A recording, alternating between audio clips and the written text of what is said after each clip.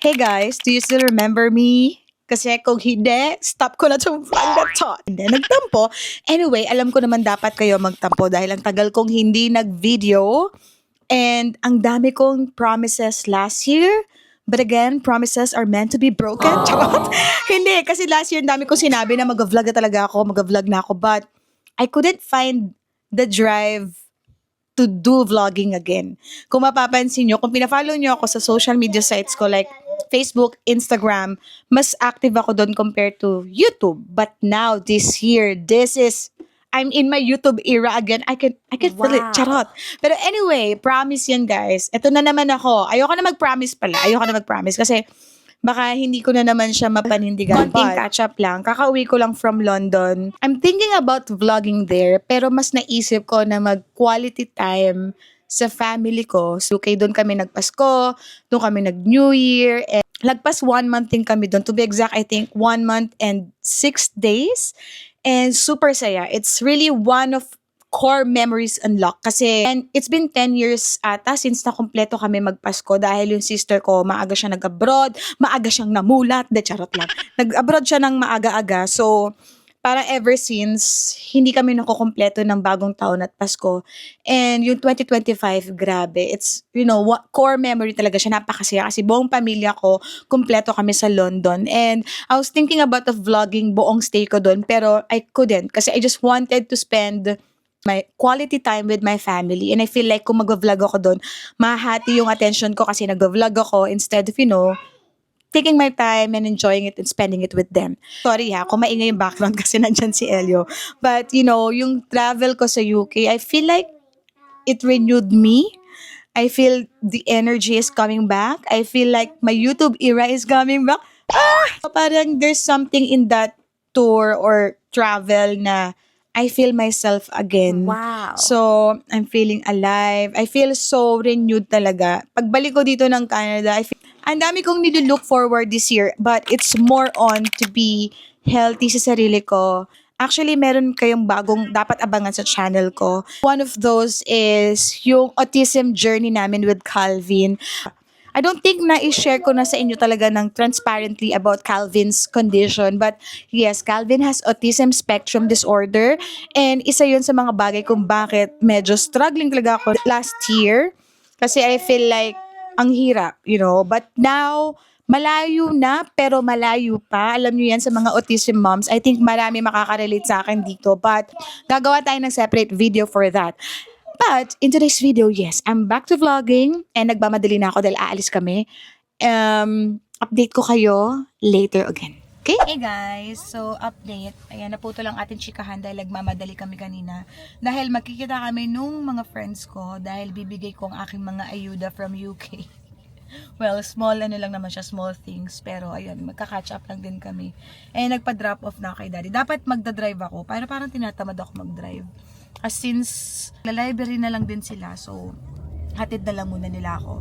And then, yun, papasundo na lang ako. Then after nun, baka mag-mall kami. To see if baka kuha ko ng phone, mag-upgrade ako ng phone. Ano naman, 'di ba?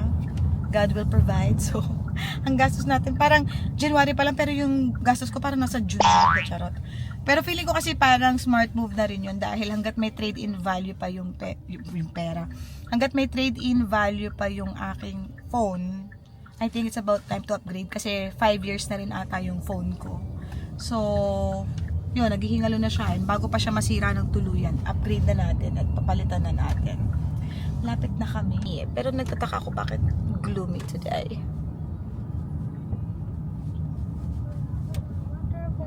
May napkin ba yan? May napkin. Ito saan to? Where I go, beauty finds its way. Hello guys, nandito na kami ngayon sa mall.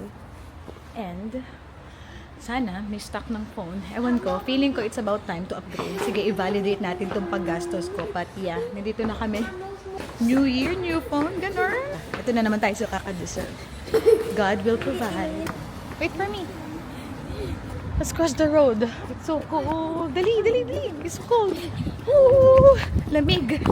Tapos walang jacket tong anak ko. Nakakaloka. Let's go. Open the door. For daddy. Let's go. Bukay are here. Pwede diretso na kami ng Apple Store.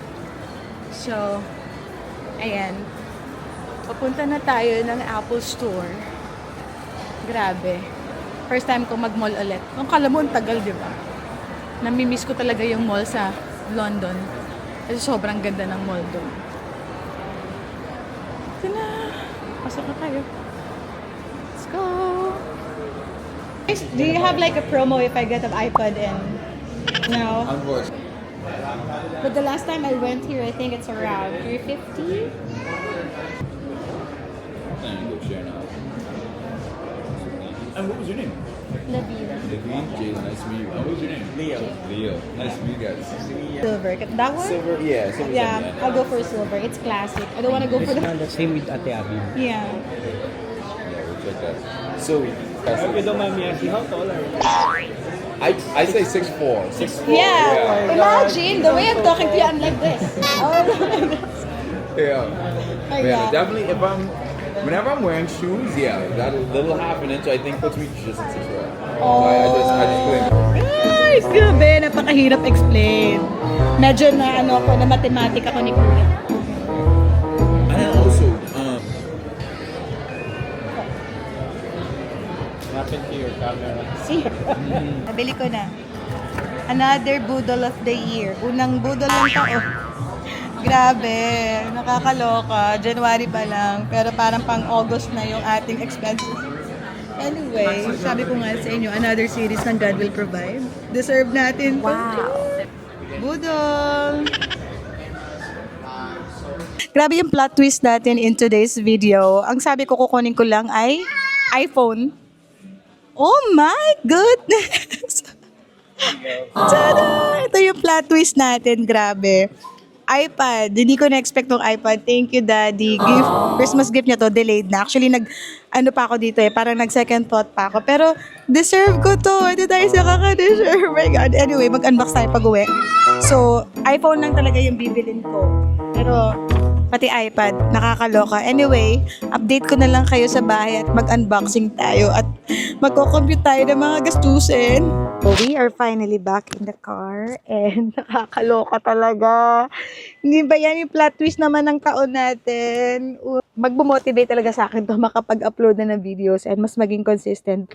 And yun nga, marami akong pinaplan na content creation for this year and I think good investment. Yes, i-validate mo pa. Validate mo pa, girl, to mga purchases mo kasi sabi natin good investment kasi ka hindi na. Unang Boodle of the Year, ito na siya. Mag-unbox tayo sa bahay, but pakita ko na rin sa inyo very quickly. So, ito yung phone na kinuha ko. Color white siya, 17 Pro. And meron na rin tayong iPad kasi nag-iisip ako ng mas convenient way to edit videos and I feel like makaka-help to sa akin. So, ito na ha. May marason na talaga ako para mag-vlog. Diba? Hey guys, I'm finally home and yes, napaka-happy natin in today's video dahil ang atin nyo, sabi mag-upgrade lang ng phone. Pero, may pa-iPad! Well, ito kasi, Christmas gift to ni Daddy Leo sa akin. Ginagawan talaga niya ako ng ways to motivate myself to go back into vlogging. So, thank you Daddy Leo for supporting me all the way. Grabe. Ever since, super supportive ni Daddy Leo sa akin sa lahat ng mga bagay-bagay. And, ayun. So, ito na. Ito na siya talaga.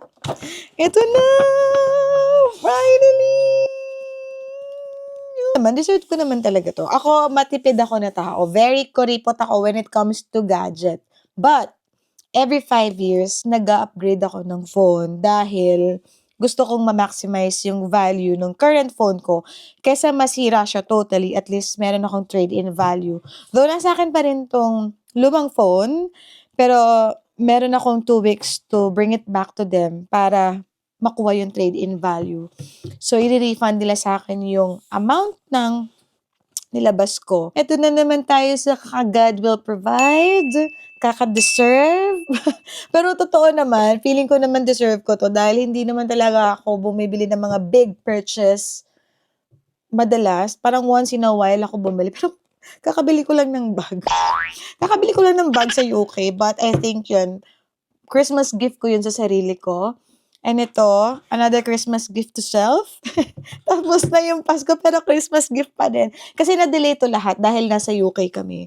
So, pagdating dito, dun ko na siya pinag-a-avail for myself. But, yes, I'm super happy. And ito na yung reasons ko para ma-motivate ulit into vlogging. Naging active ako sa TikTok ko and FB. So, guys, kung hindi pa kayo naka-follow, please do follow. Ililink ko sa description box lahat. Lavin Galicia, IG, FB, and TikTok. Yan, mas active ako sa TikTok. TikTok ko kung ano-ano lang. And yes, thank you so much for watching, guys. I'm so happy to reconnect with you. And I hope sana tuloy niyo pa rin ako supportahan sa pagva-vlog ko. And I'll try my very best na mag-upload talaga ng videos like more lifestyle, day-to-day videos ng buhay namin dito sa Canada. And I hope you guys keep supporting me. Thank you so much for watching. Again, see you in my next vlog. God bless you all. Bye!